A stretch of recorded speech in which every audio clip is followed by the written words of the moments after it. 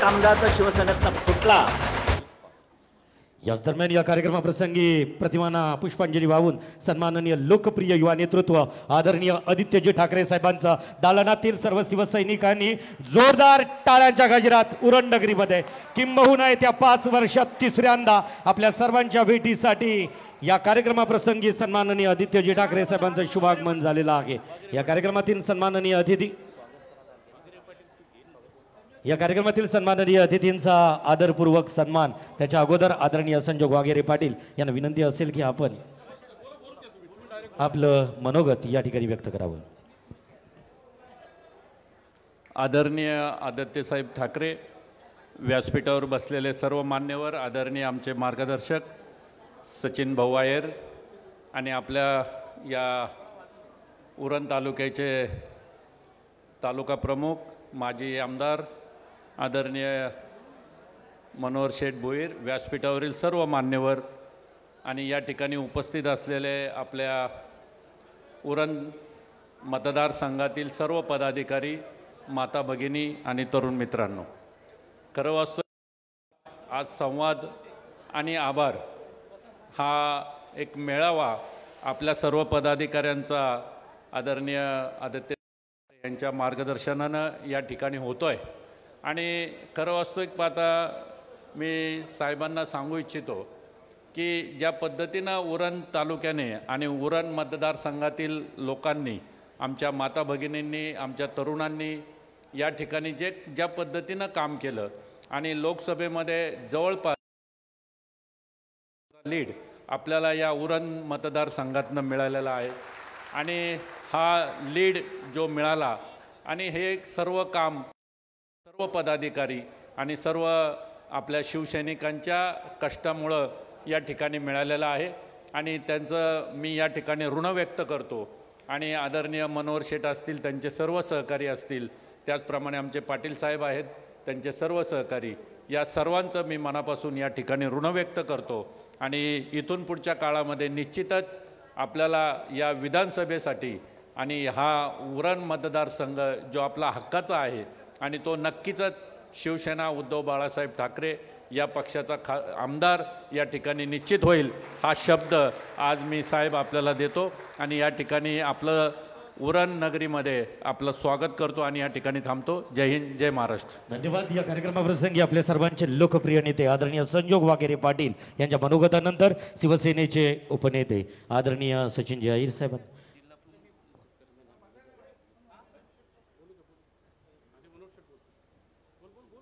या कार्यक्रमाप्रसंगी रायगड जिल्ह्याचे जिल्हा प्रमुख तथा सर्वांचे लोकप्रिय माजी आमदार आदरणीय मनोहर शेठ भोईर, एक अपंग मित्र, आमदार म्हणून स्वतःच्या अगदी आमदारकीत असताना 5 वर्ष एकही पैसा स्वतःच्या खिशात न ठेवून अपंगांसाठी आणि अगदी अंतिम घटकापर्यंत पोहोचविण्याचं काम ज्यांनी केलं ते आदरणीय सर्वांचे लोकप्रिय नेते आदरणीय मनोहर शेठ भोईर. महाराष्ट्राचे आराध्य दैवत छत्रपती शिवराय, अखंड हिंदुस्थानचे हिंदुहृदय सम्राट सरसेनापती बाळासाहेब ठाकरे, घटनेचे शिल्पकार, ज्यांच्यामुळे आज आपण बहुजन समाज हा प्रत्येक स्थानीय स्वराज्य संस्थांमध्ये आपलं हक्क बजावते, असे घटनाकार डॉक्टर बाबासाहेब आंबेडकर, आपल्या सर्वांच्या मातोश्री मासाहेब मीनाताई ठाकरे, शिवसेना पक्षाचे पक्षप्रमुख, ज्यांनी अखंड भारताला दाखवून दिलं की शिवसेना, बाळासाहेबांनी शिवसेनेला जन्म दिला आणि त्या बाळासाहेबांचा मी सुपुत्र आहे हे दाखवून देण्याचं काम केलं ते आपल्या सर्वांचे आदरणीय उद्धवजी ठाकरे. आज या उरण विधानसभेमध्ये आपल्याला मार्गदर्शन करण्यासाठी उपस्थित असलेले आपले सर्वांचे लाडके तरुण नेते, युवासेना प्रमुख सन्माननीय आदित्य ठाकरे, आणि या ठिकाणी खऱ्या अर्थानं उरण असेल, पनवेल असेल, कर्जत या मावळच्या 6 मतदारसंघामध्ये ज्यांनी तळागाळामध्ये उतरून काम केलं ते असे आपले शिवसेनेचे उपनेते या ठिकाणी सचिन अहिर साहेब, उरणला कायमस्वरूपी ज्यांचा संपर्क आहे आणि या उरणकरांशी नाळ जोडले अशा आमच्या दोन्ही उपनेत्या माजी महापौर या ठिकाणी पेडणेकरताई, ज्योती ठाकरेताई, मंचावर उपस्थित सर्व माझे सहकारी ज्यांनी लोकसभा लढवली, दुर्दैवानं त्यांचा निसट्टा पराभव झाला, अशा आपले सर्वांचे एक सुसंस्कृत असं व्यक्तिमत्व संजोग वाघेरे पाटील साहेब, उपस्थित सर्व या ठिकाणी शिवसैनिक बंधू आणि भगिनी. एक 8 दिवसापूर्वी सन्माननीय आदित्य साहेब आम्हाला सांगितलं की मावळ लोकसभेमध्ये ज्यांनी आपल्याला लीड दिला अशा विधानसभेमध्ये मला जायचं आहे. त्या मतदारांचं, त्या कार्यकर्त्यांचं मला आभार व्यक्त करायचं आहे आणि दिलेल्या शब्दाला जागणारे युवा नेते आज या ठिकाणी आपलं आभार मानण्यासाठी या ठिकाणी उपस्थित आहेत. मी सर्वप्रथम उरण विधानसभेच्या वतीनं महाविकास आघाडीच्या सर्व नेत्यांचं, महाविकास आघाडीच्या सर्व कार्यकर्त्यांचं आणि महाविकास आघाडीच्या सर्व मतदारांचं, त्याचबरोबर ज्यांना खऱ्या अर्थानं इंडिया आघाडीचा अतिशय अभिमान होता असे सर्व सामाजिक संघटनेचे पदाधिकारी, या सगळ्यांचं मी मनापासून या ठिकाणी आभार व्यक्त करतो आणि आपल्याला सर्वांना आव्हान करतो की येणारी विधानसभा ही आपल्या अस्तित्वाची खऱ्या अर्थानं लढाई आहे.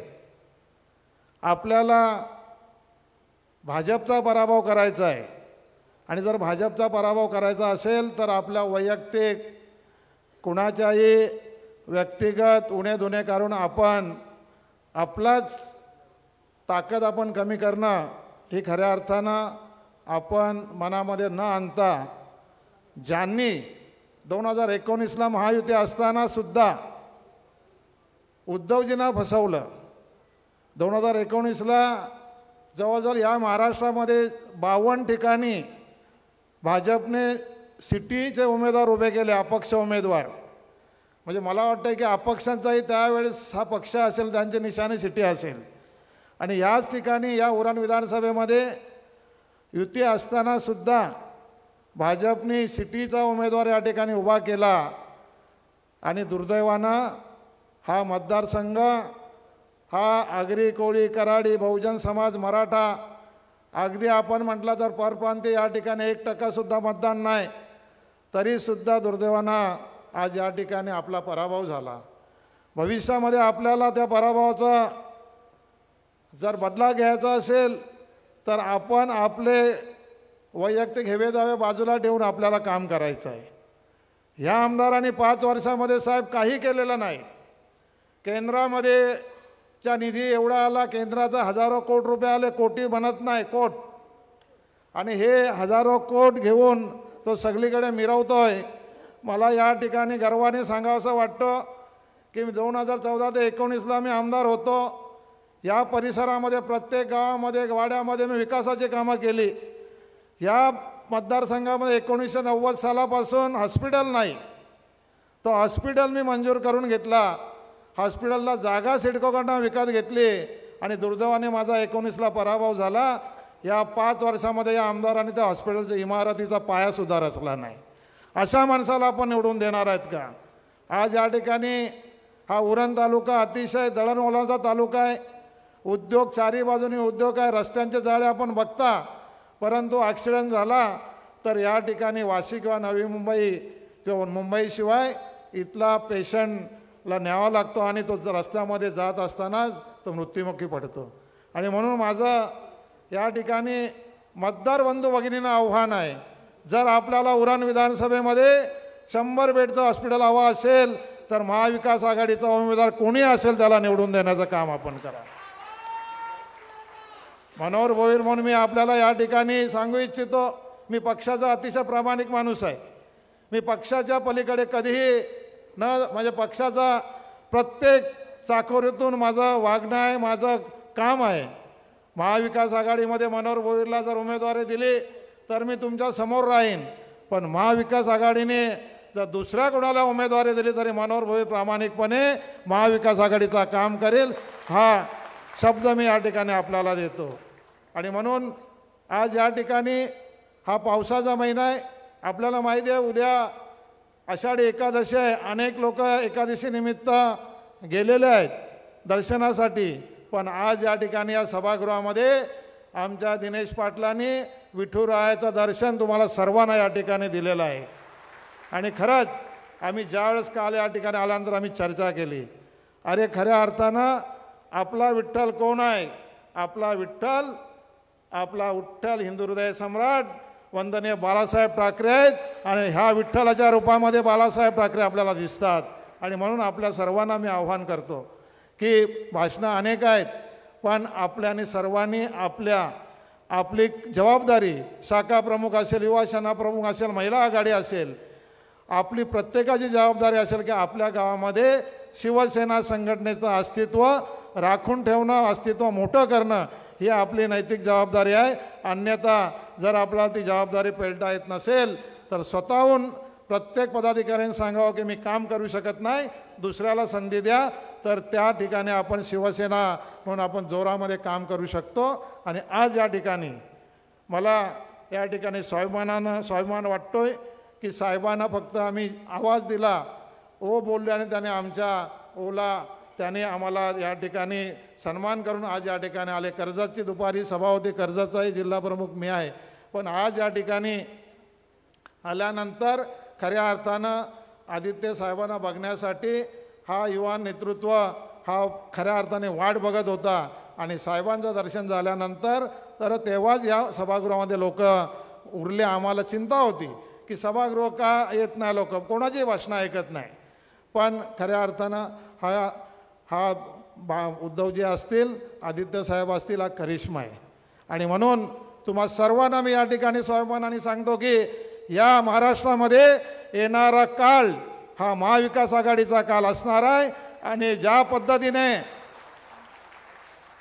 गद्दारांनी आपल्या साहेबांना वर्षा बंगल्यावरनं उतरवला, आपण स्वाभिमानाने प्रत्येकाने कष्ट करा आणि पुन्हा तोच वर्षा बंगला माझ्या शिवसेनेच्या तपश्चर्याने, शिवसेनेच्या तपश्चर्याने उद्धवजींना देण्याचं काम आपण सर्व करूया असे आव्हान करतो आणि थांबतो.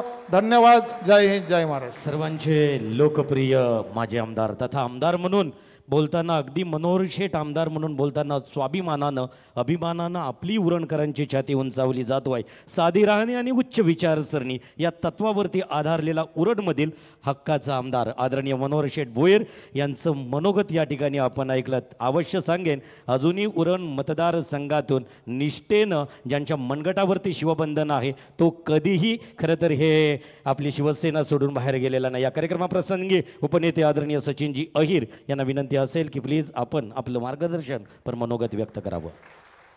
तुम्हा आपल्या सर्वांचे नेते आदरणीय आदित्यसाहेब ठाकरे साहेब, मंचावर उपस्थित असलेले आदरणीय माजी आमदार आदरणीय भोईर साहेब, आदरणीय संजोग वाघेरेजी, बबनदादा पाटील, विशेषतः खास करून तुम्हाला मार्गदर्शन करण्यासाठी आलेल्या ज्योतिताई, आमच्या सर्वांच्या भगिनी, तुम्हा आपल्या सर्वांच्या नेत्या माजी महापौर आदरणीय किशोरीताई पेडणेकरजी, व्यासपीठावर उपस्थित असलेले सर्व प्रमुख पदाधिकारी, तालुका प्रमुख, जिल्हा प्रमुख, इतर सर्व मान्यवर, आदरणीय बबनदादा पाटीलजी, आदरणीय व्यासपीठ उपस्थित असलेले तमाम पदाधिकारी, बंधू भगिनी बांधवांनो, कार्यकर्ते बांधवांनो आणि सहकारी मित्रांनो, खरं तर आज साहेबांच्या उपस्थितीमध्ये उरण तालुक्यातील प्रमुख पदाधिकाऱ्यांची बैठक व्हावी अशीतली अपेक्षा भोईर साहेबांनी केली होती.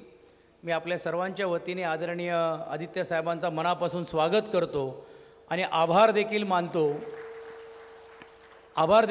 की आपण कर्जतनंतर उरणवरती ही सुरुवात करण्याचं काम आपण या निमित्ताने केलेलं आहे.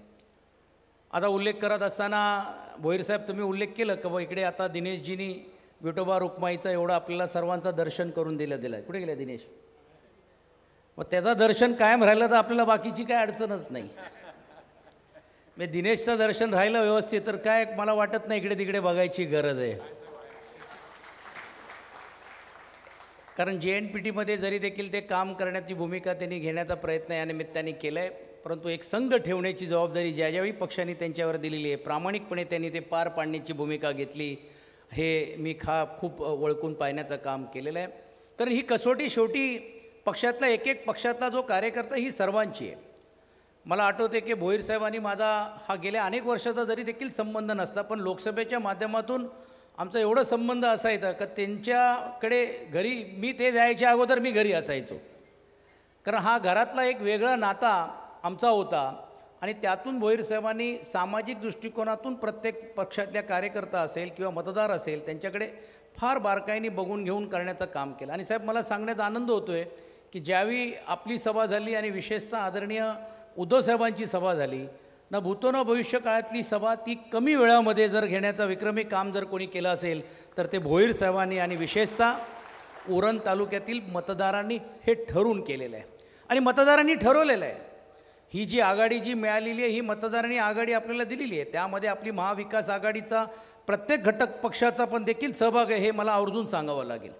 आज दुर्दैवाने आज या भागातले राष्ट्रवादी काँग्रेस पक्षाचे जे जिल्हाध्यक्ष होते आदरणीय प्रशांत पाटीलजी हे आपल्यामध्ये नाही आहे. ते दुःख देखील आपल्या मनामध्ये, पण त्यांची सर्वांची साथ आपल्याला मिळाली, काँग्रेस पक्षाची साथ आपल्याला मिळाली आणि विशेषतः शेकापाची पण देखील साथ ही आपल्याला मिळाली. आणि म्हणून ही महाविकास आघाडी ही घट्ट राहिल्यामुळे काय चमत्कार आणि काय चित्र या निमित्ताने होऊ शकतो हे उरण आणि कर्जतमध्ये पण देखील दाखवण्याचं काम केलं. आणि एवढंच नाही, पनवेलसारख्या तालुक्यामध्ये पण जी आघाडी त्यांची 60-60 हजाराची होते ती 30,000वरती आणण्याची भूमिका मला वाटते मतदारांनी घेतलेली आहे. ह्याचा अर्थ असा आहे की हा संपूर्ण हा जो पट्टा आहे एका वेगळ्या निर्णायक भूमिकेतून जाण्याचं काम ते करत आहेत. आणि ते जर भूमिका घेण्याचे काम करत असेल तर पक्षातल्या प्रत्येक कार्यकर्ते आणि पदाधिकाऱ्यांची नैतिक जबाबदारी राहणार आहे की ही वेळ आपल्याला आता होऊन सोडून घेऊन चालणार नाही. साहेब, आपण राज्यभरामध्ये गद्दारीची चर्चा आपण नेहमीच करतो, परंतु आपण पाहिलं असेल की मुंबईमध्ये काही लोक सांगतात की आम्हाला तर 2017-18 पासूनच वरिष्ठांच्याकडनं निरोप यायचे की असं करा तसं करा, हे जी RTI टाका, त्याचा भ्रष्टाचार काढा. आणि हे काय आम्ही करत नव्हतो, आम्हाला वरूनच आदेश येत होते. जसं त्यांना तिकडे मुंबईमध्ये काही भ्रष्टाचार काढण्यासाठी आदेश मिळत होते, इकडे जर पाहिलं असेल तर युतीतल्या सत्तेत असताना पण देखील खऱ्या अर्थाने गद्दारी करण्याचं काम जर कोणी केलं असेल तर ते भारतीय जनता पार्टीने केलेलं आहे. आणि या तालुक्यामध्ये एक पर्याय उमेदवार तयार करून घेऊन अपक्षाच्या माध्यमातून आज त्यांना निवडून देण्याची भूमिका छुपेरीतेने का होईना परंतु युतीचा धर्म न पाळता काही लोकांनी करण्याची भूमिका ही घेतलेली आहे. आणि म्हणून ही संधी जरी देखील त्यांना मिळाली असेल, पण मला आत्मविश्वास आहे की महाविकास आघाडीचा हा घटक आणि तुम्हा आपल्या सर्वांचा कार्यकर्त्यांची जर फौज असली तर आपल्याला ही जी आघाडी ही जी आज 13,000ची मिळालेली आहे, 13,900ची मिळाली आहे, ती 30,000ची आघाडीवरती पण आपण गेल्याशिवाय राहणार नाही. या आत्मविश्वासाने तुम्हा आपल्याला प्रत्येक मतदारांपर्यंत जायचं आहे. आज संजोगजींचा विजय होऊ शकला नाही ही मनामध्ये खंत आहेतच आहे, पण ही खंत जर भरून काढायची असेल तर अनेक विषय जे आजही प्रलंबित आहेत. भोईर साहेब, मला या अधिवेशनामध्ये असं एकही दिवस नाही किंवा आठवड्यातून एकही दिवस नाही की ते अधिवेशनामध्ये कुठे दिसले नाही. आज या प्रश्नासाठी भाऊ हे मांडलं पाहिजे. आज आमचे हे उपोषण करण्यासाठी ही मंडळी आलेली आहेत. आज मोरबे धरणाच्या बाबतीतला असेल जो सर्वात मोठा धरण होता जे नवी मुंबईला पाणी देण्याचं काम करतो, आजही प्रकल्पग्रस्ताचे 12.5% परतावा देण्याची भूमिका घेतली गेली नाही. देशाचे पंतप्रधान येऊन त्यांनी घोषणा केली, पण हात्यामध्ये आजही देखील अनेक जे योजना आहेत JNPTची असेल किंवा देण्याचं काम केलं गेलं नाही. SEZच्या बद्दल असेल, नैनाचा नवीन प्रकल्प आणण्याची भूमिका घेतलं असताना पण देखील हजारो शेतकऱ्यांच्या जमिनी फक्त SEZच्या नावाखाली घेतले जात आहेत किंवा ताब्यावरती शिक्कामोर्तब करण्याची भूमिका घेतली जाते, पण त्यांनाही देखील न्याय देण्याचं काम करत नाही. भोईर साहेब, आता हे तुम्ही जे येत होता, आता हा तुमचा शेवटचं अधिवेशन. आता आमच्याकडे काय प्रश्न मांडू नका, जे काय मांडायचं असेल ते हाऊसमध्ये जाऊन तुम्ही आता मांडा.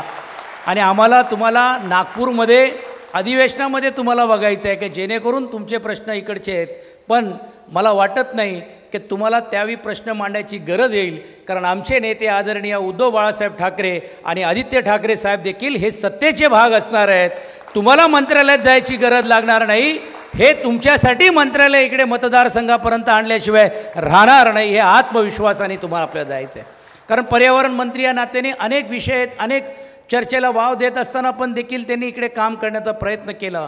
आजही तुम्ही बघितलं असेल की विधानसभेमध्ये एकमेव माणूस आहेत की या परिसरामध्ये एकमेव माणूस आपला नेता आदरणीय आदित्यजी ठाकरे साहेब आहेत की त्यांनी या एअरपोर्टला पण दिबा पाटलांचं नाव मिळालं पाहिजे. इतरांचं जसं तुम्ही नामकरणचा तुम्ही ठराव करता, मग या एअरपोर्टच्या बाबतीतला का ठराव केलं नाही असा देखील जाब विचारण्याचं काम जर कोणी केलं असेल तर ते आपल्या युवा नेतृत्वाने केलेलं आहे. म्हणजे आपल्या प्रश्नाची जाण असणारा सर्वसामान्य शेतकरी असेल, कष्टकरी असेल किंवा वाढलेल्या नागरिकांच्या बाबतीतल्या असलेला तळमळीने आवाज उठवणारा जर कुठचा नेता असेल तर ते आदित्य ठाकरेजी आहेत, हे आपण नकारू शकणार नाही.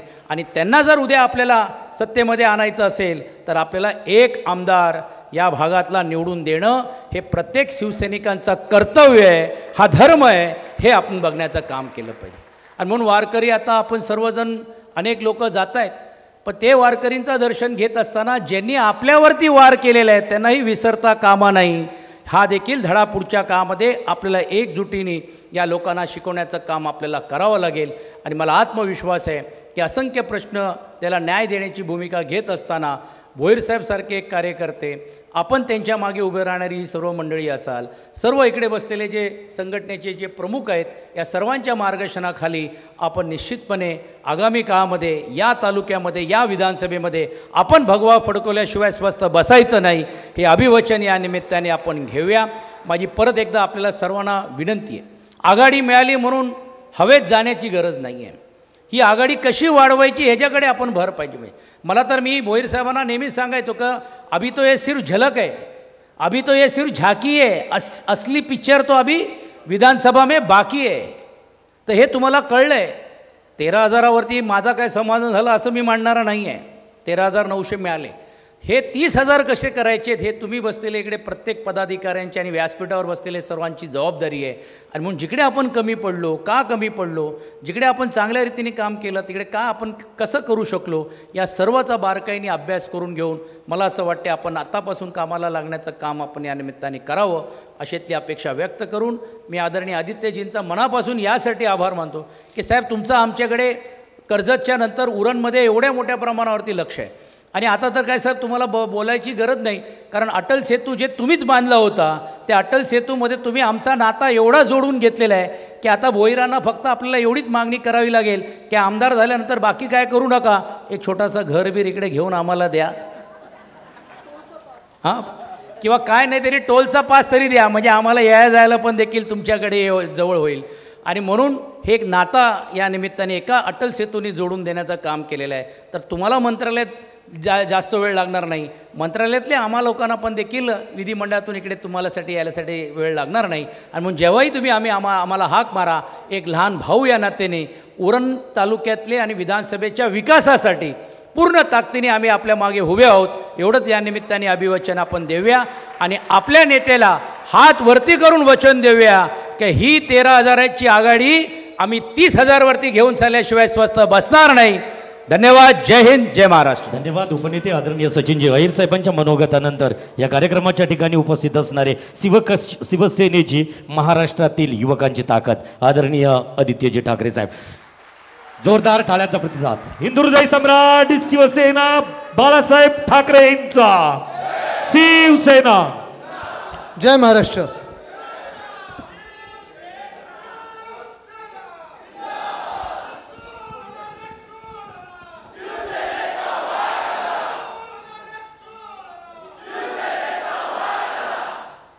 हा उत्साह बघून मला वाटतं पुढच्या निवडणुकीची तयारी सुरू झालेली आहे.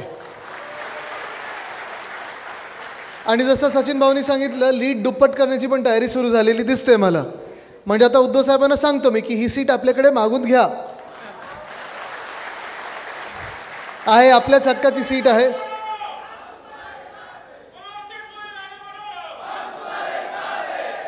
तिकीट माझ्या हातात नाही, उद्धव साहेबांच्या हातात आहे. असो, आज खरोखर आनंद होत आहे आपल्या सर्वांना भेटून. हा एक पदाधिकारी मेळावा आपण ठरवला.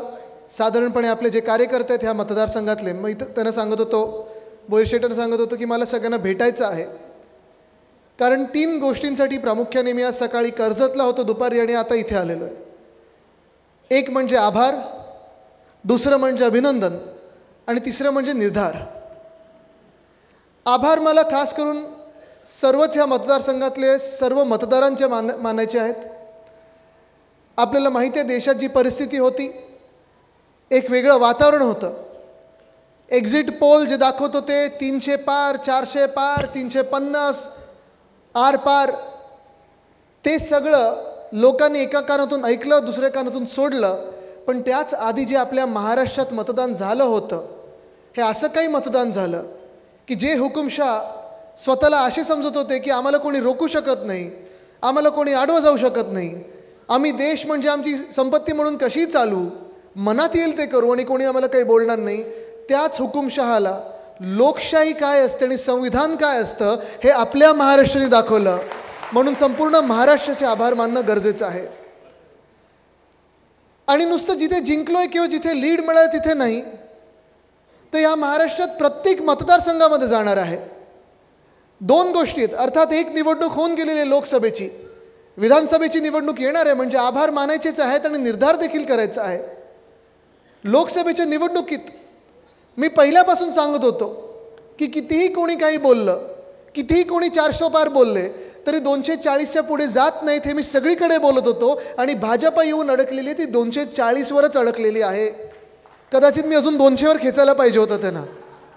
असं काही माझ्या हातात नाही, नाही तर उद्या राजकीय मंडळीची माझ्या घराबाहेर रांग लागेल की किती आदित्य बाबा भी क्या बोलेंगे आप. तसं काही नाही आहे. असो, पण हे महत्त्वाचं होतं कारण आपण जी परिस्थिती बघत होतो देशामध्ये, जो एक धोका होता आणि जो धोका अजूनही आहे, तो धोका टळलेला नाही. पहिला टप्पा पण पार पडलेला आहे, तो म्हणजे संविधान बदलण्याचा धोका जो भाजपच्या मनात होता. भाजपच्या मनात होतं हे जे आता जर तुम्हाला सांगत असतील, आता हे जाऊन संविधानासमोर नतमस्तक होत असतील, आता येऊन हे भाजपचे लोक तुम्हाला सांगत असतील की खोटं बोलत होते, आम्ही खोटं बोलत नव्हतो, तुमच्या मनात खोटं होतं, तुम्हाला महामानव डॉक्टर बाबासाहेब आंबेडकरांनी लिहिलेलं संविधान बदलायचं होतं, हे तुमच्या मनात होतं, हे तुमच्या हृदयात होतं, हे तुमच्या वचननाम्यात नसलं तरी तुम्ही 100% करून घेणार होतं. ते हे सगळ्यांना माहिती होतं. भाषणं काढा लोकसभेच्या निवडणुकीच्या वेळेची.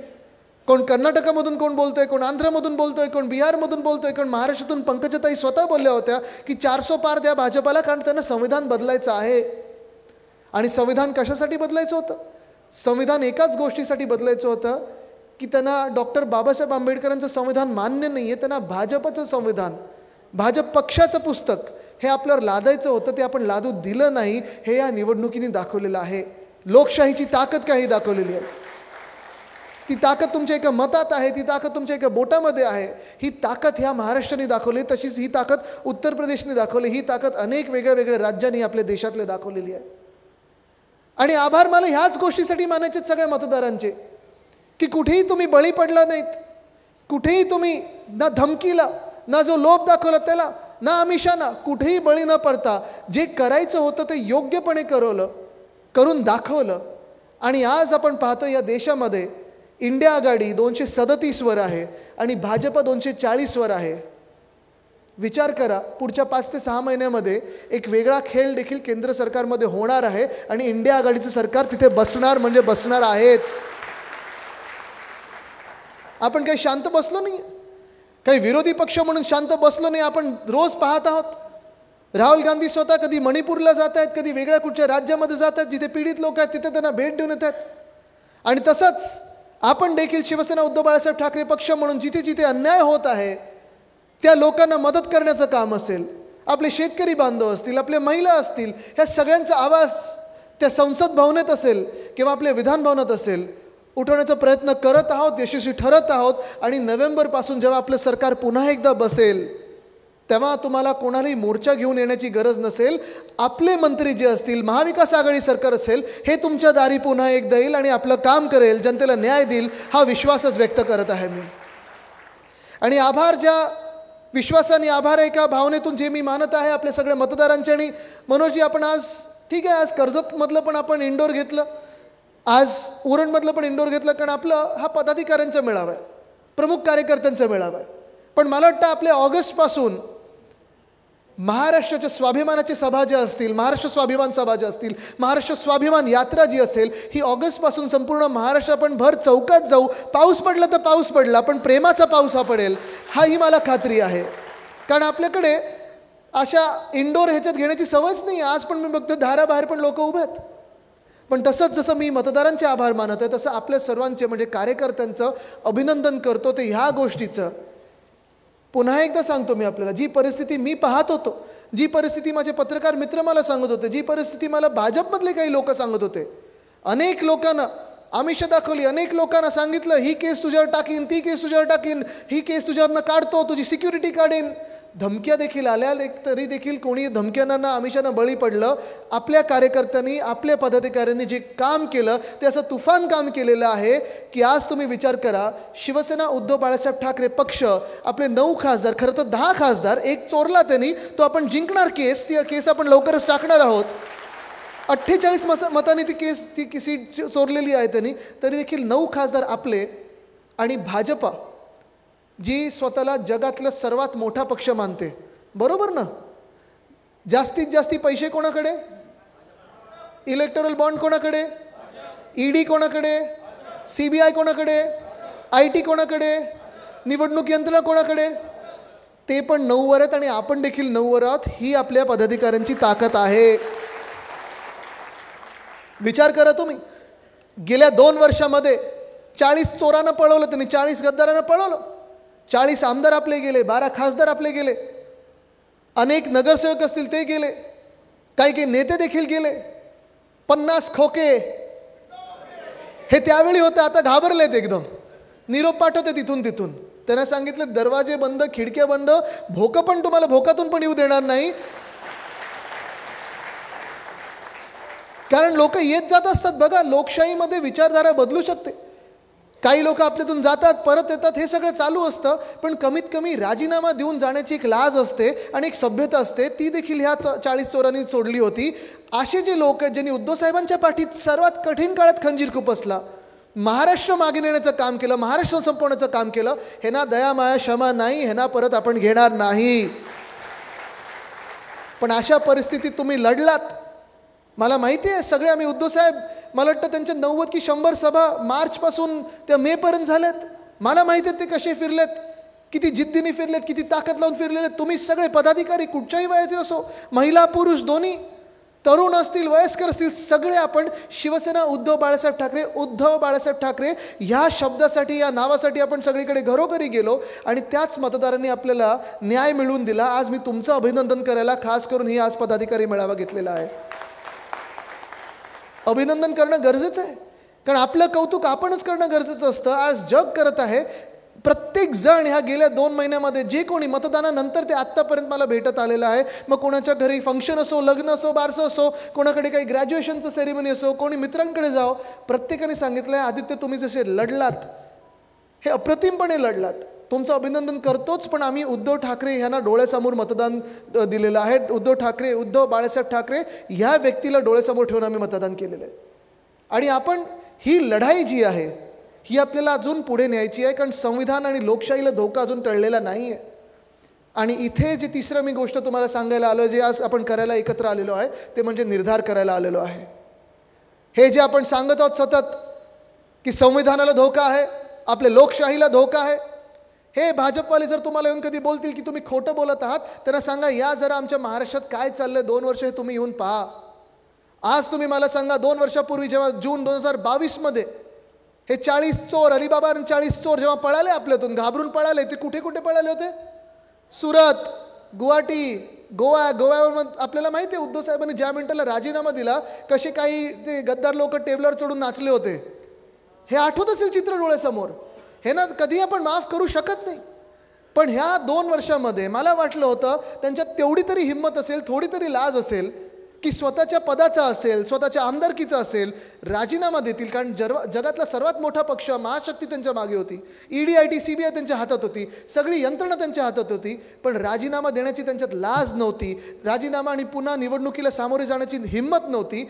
असंच्या असं त्यांनी तिथे सरकार बसवलं, घटनाबाह्य मुख्यमंत्री आपल्या डोक्यावर बसवले, एक अवकाळी मुख्यमंत्री डोक्यावर बसवले आणि महाराष्ट्राची लूट सुरू केली. मला तुम्ही सांगा, आज आपल्या संविधानामध्ये एक तरी मला प्रावधान दाखवा, एक तरी मला शेड्यूल दाखवा, एक तरी मला कुठेतरी शब्द दाखवा जिथे घटनाबाह्य मुख्यमंत्री आपल्यासारख्या, आपल्या राज्यासारखी कुठच्याही दुसऱ्या राज्याची लूट करू शकतात. हे कुठेही आपल्या संविधानात लिहिले का? तुम्ही मला दाखवा. आहे कुठे असं? झालं ना, संविधान त्यांनी बाजूला ठेवून इथे कामगिरी सुरू केली.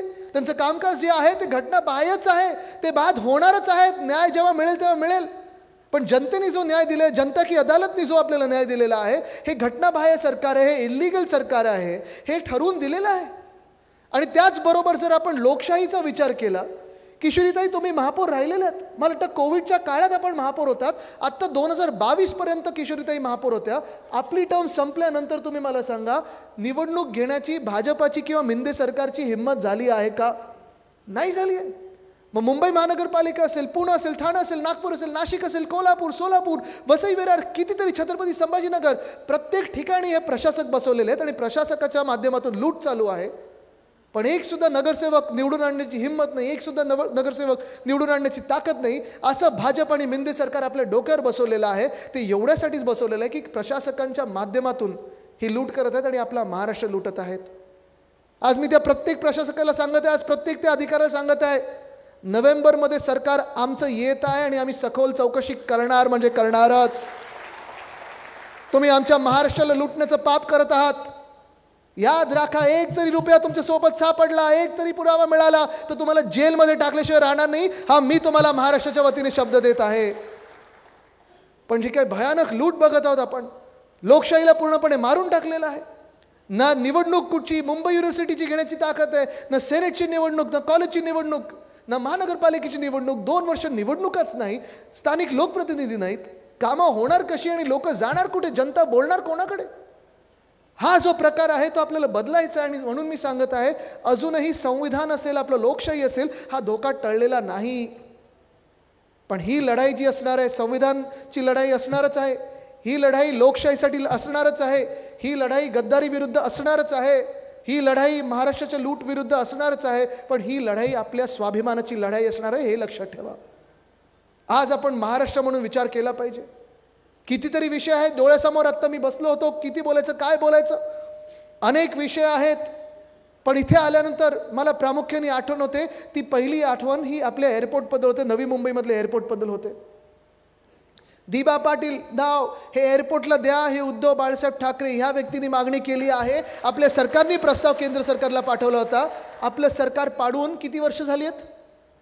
2 वर्ष झाली आहेत. दिले ना. त्यावेळी उचकुईला पुढे आले होते, पेटवीला पुढे आले होते भाजपचे नेते. काय सांगितलं होतं? आमचं सरकार आणि आम्ही एका मिनिटात करून देऊ. आज 2 वर्ष उलटून गेलेली आहेत, पण एक सुद्धा नाव कुठेही बदललेलं नाही आहे, जसं इथे आपण मागणी करत आहोत. आणि पहिलं पत्र हे सरकार, हे एनडीचं सरकार बसल्यानंतर, सचिन भाऊ तुम्ही बरोबर बोलताय, एनडीचं सरकार बसल्यानंतर आत्ता 4 जून नंतर जे सरकार नवीन बसलेलं आहे, पुन्हा एकदा स्मरणपत्र मी नवीन मंत्र्यांना लिहिलं होतं की आम्हाला इथे हे नाव दिलं पाहिजे, दिबा पाटील आंतरराष्ट्रीय विमानतळ इथे नाव द्या. ते अजून दिलेलं नाही आहे. तसंच छत्रपती संभाजीनगरमध्ये आपण 4 वर्षापूर्वी एक प्रस्ताव केला होता, आपल्या विधानभवनात प्रस्ताव केला होता की छत्रपती संभाजी महाराज आंतरराष्ट्रीय विमानतळ असं नाव द्या, पण ते देखील दिलेलं नाहीये. न्याय असेल तो देशासाठी एक ठेवा. आता कदाचित हे केंद्र सरकारमधून सांगतील, भाजपवाले सांगतील तुम्हाला, नाही आम्ही शहरातमध्ये कुठच्याही एअरपोर्टचं नाव शहराप्रमाणे देतो, नाव कुठच्याही एका व्यक्तीवर देत नाही. ठीक आहे, जर असं न्याय असेल तर मग गोव्यामध्ये जो मोपा एअरपोर्ट झाला आहे तिथे मनोहर इंटरनॅशनल एअरपोर्ट दिलं. पर्रिकर साहेब एक चांगले कार्यकर्ते होते, भाजपचे कार्यकर्ते राहिलेले आहेत, मुख्यमंत्री राहिलेले आहेत, त्यांचं नाव तिथे दिलं, विरोध नाही आहे. अयोध्येमध्ये जे एअरपोर्ट झालं तिथे महर्षी वाल्मिकी एअरपोर्ट दिलेलं नाव, विरोध नाही आहे. मग तिथे तसं असेल, मग आमच्याकडे दिबा पाटलांना तुमचा विरोध का आहे? तिथे तसं असेल तर छत्रपती संभाजी महाराजांना तुमचा विरोध का आहे? हा भाजपचा जो महाराष्ट्र द्वेष आहे तो एवढा भयानक आहे की प्रत्येक जिल्ह्याला लुटत चाललेले आहेत. प्रत्येक महिन्याला काय, प्रत्येक दिवसाला आपण पाहतोय महाराष्ट्र लुटण्याचं काम हे करत आहेत. आणि आज जे MTHL Mumbai trans harbour link, Atal Setu ज्याला यांनी नाव दिलेलं आहे, अर्थात अटल बिहारी वाजपेयी साहेब आपल्याही जवळचे होते, देशाचे प्रधानमंत्री राहिलेले आहेत, दुमत नाहीच. पण हे काम जे आहे, अटल सेतूचे जे काम आहे, ते देखील त्यांनी 3 महिने उशिरा पूर्ण केलं आणि त्याच्यानंतर 2 महिन्यानंतर त्याचं उद्घाटन केलं. मला आठवतं 2020च्या जानेवारीमध्ये उद्धव साहेबांनी तिथे येऊन पहिलं गर्डर लॉन्चिंग केलं होतं. त्याचा फोटो देखील आहे, सगळीकडे ते फोटो छापला होता. आत्ताचे जे घटनाबाह्य मुख्यमंत्री आहेत ते पण होते तिथे, आहेत फोटोमध्ये असे दिसत आहेत. पण ते झाल्यानंतर कुठच्याही बैठकीला ते नसायचे. मी त्यांना सतत सांगायचो, वारंवार सांगायचो. आणि पालकमंत्री या नात्याने मी बैठका घ्यायला लागलो आणि तिथे देखील त्यांच्याच नावाखाली त्यांच्याच कॅबिनमध्ये आम्ही त्यांना सोबत घेऊन प्रयत्न केला. पण प्रत्येक महिन्यात आम्ही इथे अटल सेतूला यायचो आणि पाहणी करायचो की कुठपर्यंत काम झालं. किशोरीताई त्यावेळी आपण देखील यायच्यात, श्रद्धाताई यायच्यात, भोईर साहेब आपण देखील आलेला आहात. आणि प्रत्येक आठवड्यात आमची बैठक व्हायची की आता कुठपर्यंत काम झालं. आपलं सरकार हे पाडेपर्यंत, हे गद्दारांनी सरकार पाडलं तेव्हा ह्याचं काम तुम्ही विचार करा, जून 2022पर्यंत साधारणपणे 85% झालं होतं. 85% काम झालं होतं. जून 2022 पासून आत्ता जानेवारी 2024पर्यंत पुढचं काम असंच लटकून ठेवलं होतं. खरं म्हणजे हे काम ऑक्टोबर 2023ला व्हायला पाहिजे होतं. वरळी शिवडी कनेक्टर हे काम नोव्हेंबर 2023ला व्हायला पाहिजे होतं. कोस्टल रोड हे काम डिसेंबर 2023ला व्हायला पाहिजे होतं. ही सगळी कामं मिंदे सरकार आल्यानंतर कॉन्ट्रॅक्टरच्या पाठी लागून त्यांनी एवढी रखडवली, एस्केलेशन केलं असेल, किमती वाढवले असतील, पैसे काढले असतील, डिझाईन बदलली असेल, हे सगळं केलं स्वतःसाठी केलं, कॉन्ट्रॅक्टरसाठी केलं, बिल्डरांसाठी केलं. मला तुम्ही सांगा, आज एक तरी या महाराष्ट्रात असं काम दाखवा की त्यांनी जनतेसाठी केले किंवा जनहिताचं काम केलेलं आहे कुठचं काम? असं कुठचंही अभिमानाने आपण सांगू शकतो का की हे काम होय ह्या मिंदे सरकारने केले, ते जनहितासाठी केले, जनतेसाठी केले? कुठे असं एक काम दिसतंय का आपल्याला? नाही दिसत आहे.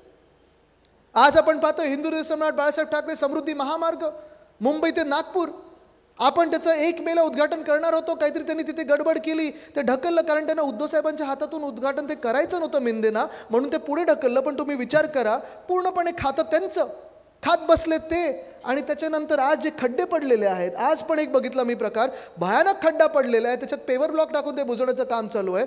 हे तिथे खड्डे असतील, अटल सेतूला तो रॅम्प आहे तिथे खड्डा असेल, कोस्टल रोड आपण पाहतोय तिथे लिकेज सुरू झालेलं आहे. कितीतरी काय काय हे सगळं जे त्यांच्या खात्यात आलं, नगर विकास खातं आज जे आहे, जे घटना बाह्य मुख्यमंत्र्यांकडे आहे, ते सगळं खातं त्यांचं खाणं चालू आहे. पण खात्यामधून जनतेसाठी काम चालू आहे की नाही हा विचार करण्याचा आज आता वेळ आलेली आहे. मागच्या वर्षीचा अर्थसंकल्प असेल, त्याच्या मागच्या वर्षीचा अर्थसंकल्प असेल, ह्या वर्षी देखील 2 अर्थसंकल्प आले. एक होता तो अंतरिम अर्थसंकल्प होता ज्याच्यात काहीच अर्थ नव्हता, आणि दुसरा अर्थसंकल्प आला तो गाजर अर्थसंकल्प आला.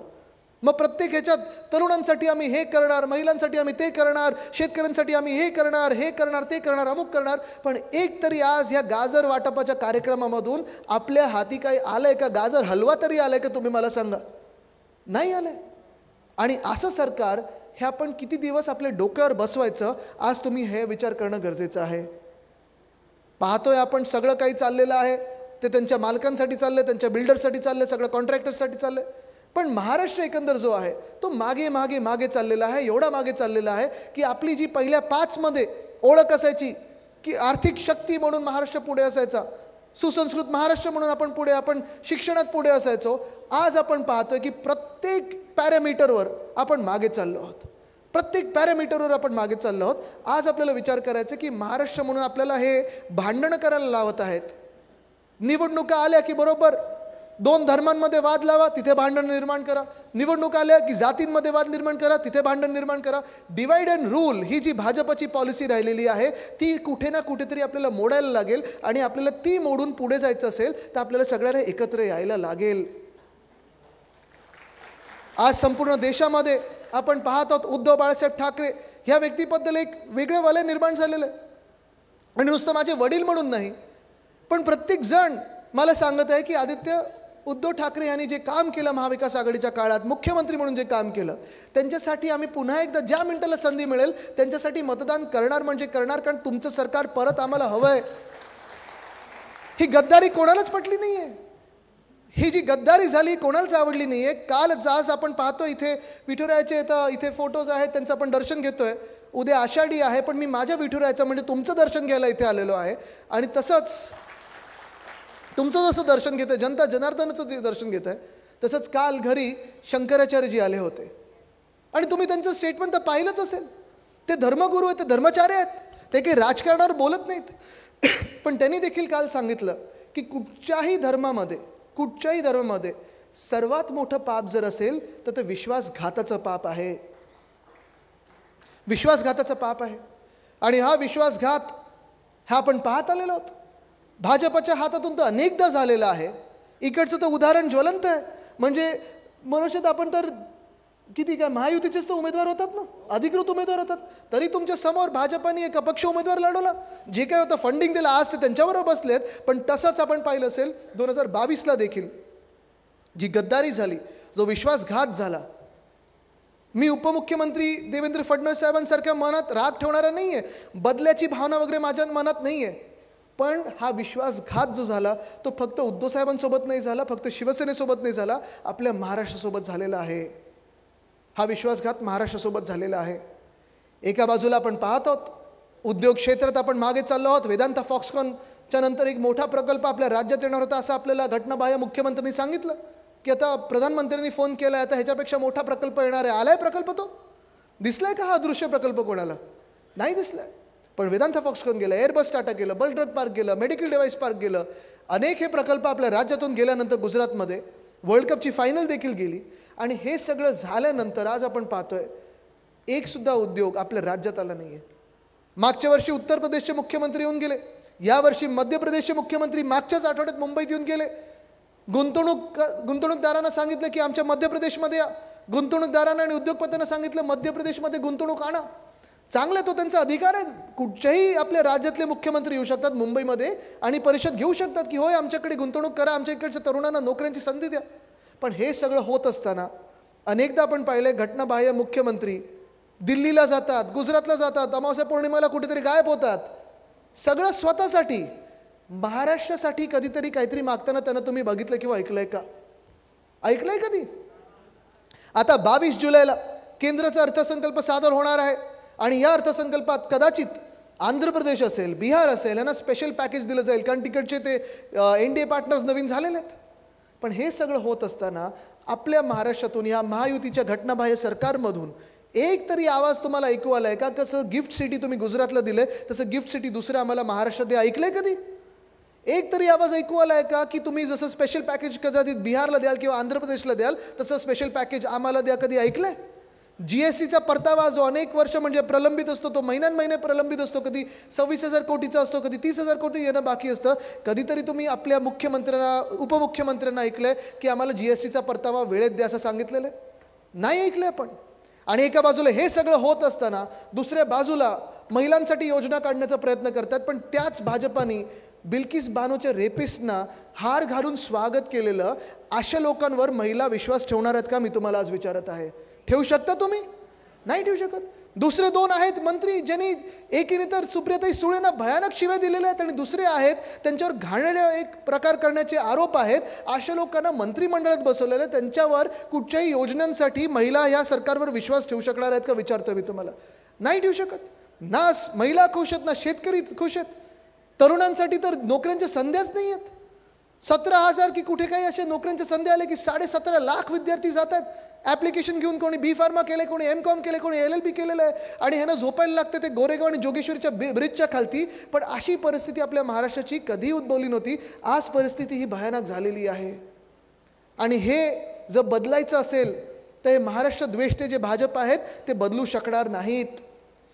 ही परिस्थिती जर आपल्याला बदलायची असेल, बदलायची असेल आपल्याला ही परिस्थिती, हे मिंदे सरकार जे स्वतःला काही पाहिजे म्हणून सुरतला, गुवाहाटीला, गोव्याला जाऊन टेबलांवर नाचणारे लोक बदलू शकणार नाही आहेत. ही परिस्थिती जर बदलायची असेल तर आपण आरशात बघितलं पाहिजे, कारण ही परिस्थिती आपण सगळे बदलू शकणार आहोत. ही परिस्थिती महाराष्ट्र म्हणून आपण बदलू शकणार आहोत. पुढच्या 2 महिन्यामध्ये अनेक प्रयत्न होतील. तुम्हाला विकत घेण्याचे प्रयत्न होतील, तुम्हाला धमकवण्याचे प्रयत्न होतील, तुम्हाला अडकवण्याचे प्रयत्न होतील, तुम्हाला आमिष दाखवण्याचे प्रयत्न होतील, तुम्हाला जातींमध्ये विखुरण्याचे प्रयत्न होतील, तुम्हाला धर्मामध्ये वाद निर्माण करण्याचे प्रयत्न होतील. तुम्ही मला सांगा, आपण ह्या कुठच्याही गोष्टींना बळी पडणार आहोत का? कारण आपण जर महाराष्ट्र आता बदललं नाही, हे सरकार बदललं नाही, तर महाराष्ट्र आपला मागच्या काही राज्यांमध्ये जाईल जे आपण नेहमी अग्रेसर असायचो आर्थिक शक्ती म्हणून. नोकऱ्यांमध्ये असेल, त्या नोकऱ्यांचं देखील आता रूप बदलत चाललेलं आहे. प्रायव्हेटायझेशनचा तर जमाना आलेलाच आहे. एका मागोमागे एक PSU विकत चाललेले आहेत, त्यांच्याच मित्रांना विकत चाललेले आहेत, त्यांच्या मालकांना विकत चाललेले आहेत. आणि तिथे देखील कामगार कायदे ह्या लोकांना बदलायचे आहेत. जे आत्तापर्यंत आपण परमनंट लेबरसाठी झगडायचो, आपल्या युनियन असायच्या वगैरे, हे 100 दिवसाचं एम्प्लॉयमेंट, फिक्स्ड टर्म एम्प्लॉयमेंट, हे सगळे प्रकार येतील. हे सगळे प्रकार तुम्हाला मान्य आहेत का? आणि हे मान्य असतील तर करा तर ना मतदान. मग ठीक आहे, मग जे काही चालेल ते चालेल.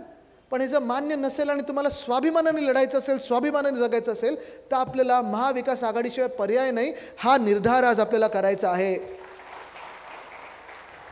आणि म्हणून मी विचारतोय, पुन्हा एकदा आपल्याला विचारतो की येणारे 3 महिने महत्त्वाचे आहेत, निवडणुकीचे असतील, पावसाळ्याचे असतील, पण आज पदाधिकारी म्हणून तुम्ही पुन्हा एकदा ती मेहनत घ्यायला तयार आहात का? आज पदाधिकारी म्हणून उद्धव बाळासाहेब ठाकरे ह्या व्यक्तीसाठी तुम्ही लढायला तयार आहात का? आज सगळे पदाधिकारी म्हणून तुम्ही घरोघरी जाऊन प्रचार करायला तयार आहात का? आज समोरून ज्या काही धमक्या येतील, जी काही आमिष येतील, त्याला बाजूला फेकून लढण्यासाठी तयार आहात का? आणि तुम्ही सर्वात महत्त्वाचं म्हणजे महाराष्ट्रासाठी ही निवडणूक जिंकण्यासाठी तयार आहात का?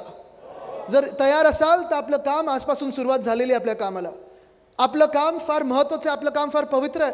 आपलं काम ह्या महाराष्ट्रात बदल घडवण्याचं आहे. कारण आपल्याला घटनाबाह्य सरकार नको आहे, आपल्याला महाराष्ट्र द्वेष्ट्यांचं सरकार नको आहे, आपल्याला महाराष्ट्र विरोधी सरकार नको आहे. आपलं सरकार हवं आहे ते आपल्या हक्काचं हवं आहे, सर्वांचं हवं आहे आणि महाराष्ट्राचं सरकार हवं आहे. हा निर्धार करून आपल्याला पुढे निघायचं आहे. धन्यवाद. जय हिंद, जय महाराष्ट्र, वंदे मातरम. धन्यवाद. या कार्यक्रमाप्रसंगी उपस्थित असणाऱ्या सन्माननीय युवासेना प्रमुख यांचा आदरपूर्वक सन्मान. JNPTचे बोर्ड मेंबर विश्वस्त या कार्यक्रमाचं चोखंदल चकचकीत नियोजन ज्यांनी केलं आणि रायगड जिल्ह्याचे जिल्हा प्रमुख माजी आमदार आदरणीय मनोहर शेठ भोईर यांना विनंती केली जाईल.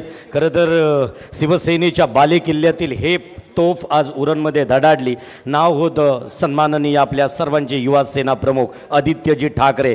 मार्गदर्शन आवडलं असेल आणि खरंच अगदी मनाला पटलं, त्यांनी जोरदार टाळ्यांचा प्रतिसाद त्यांच्या मनोगतासाठी द्यायचा आहे.